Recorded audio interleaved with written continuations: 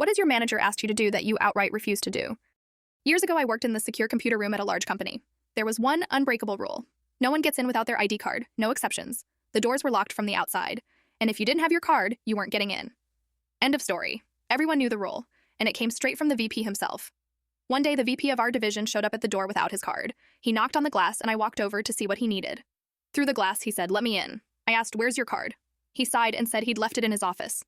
I told him, "You'll have to go get it." He wasn't happy. "I'm the VP, just open the door." He barked. I calmly replied, "Then you should know the rule, no card, no entry." He glared at me and growled, "Let me in now, or you'll regret it." I shook my head and walked away. Fuming, he went to the pass-through window and demanded my manager let him in. My manager unlocked the door, and the VP stormed past me, glaring and muttering, "You're in big trouble." An hour later, my manager called me into his office. The VP wanted me suspended for insubordination, but I was ready. I pulled out a copy of the memo the VP had sent months earlier, clearly stating, "No card, no entry, no exceptions." I explained I followed his rule. If I had let him in, I'd be breaking it, and then he'd have grounds to punish me. But I didn't, so he doesn't. My manager tried not to laugh as he said, "You're excused." Nothing more came of it. But I heard through the grapevine that the VP wanted something on my file.